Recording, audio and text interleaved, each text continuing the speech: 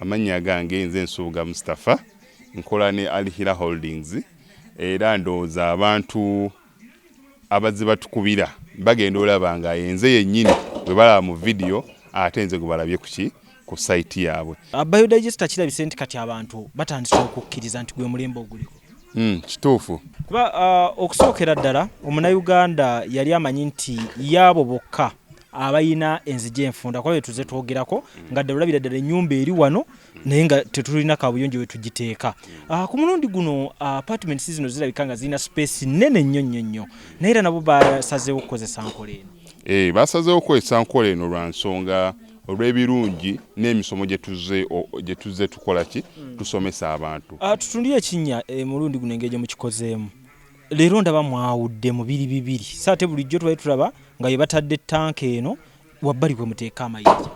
Okay, biodigester neri entono kuba kati ndaba mwasemba otulambulako nga tukola entono y'abantu 40 eno y'abantu 100 gye tuzze okukola olwaleero.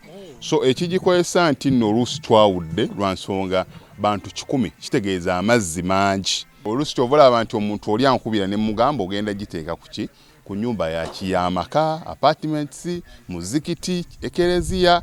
So oli wambuulira ki kwagenda ogiteeka nsobola determininga ne ngamba otuteekewo y'abantu 10, otuteekewo y'abantu 5 oba tuteekewo y'abantu 4. Soko tulambuliye ku migaso nannyini nyumba zino gyagenda ofuna mu biodigester eno gye mumukoledde.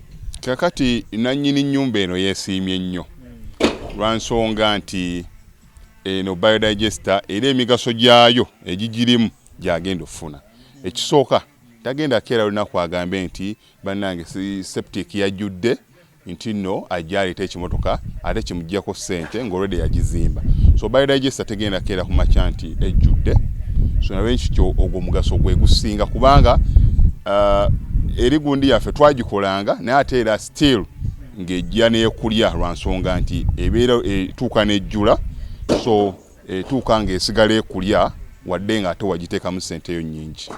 Ekyokulala nti beauty ye egenda vaayo eya compound nti nno pavers zigenda kuva eri engulu yonna gye mulengera paka eno amazzi era gagenda draininga gano ag'enkuba nga gagenda mu kaala akali ebbali awo nti nno beauty y'olujja egenda vaayo bulungi nnyo. Newe manjagala simbawo muddo kisoboka.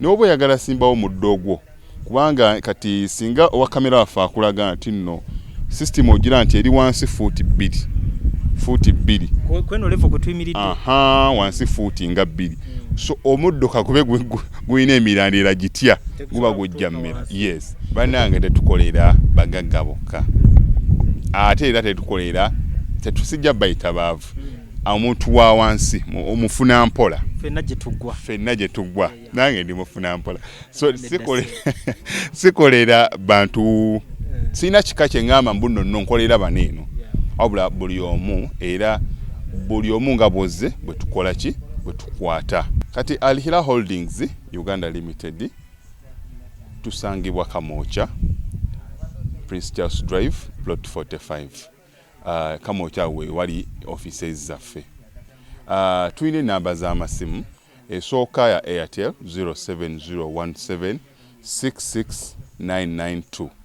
neya MTN 0789224230 abasinga batumanyira mu biodigester kuba bwe tuvudde nnyo mu kamera naye nga baklanti baffe abapya n'abakadde bagenze bakitegeera nti no ne general construction yenna mwetuli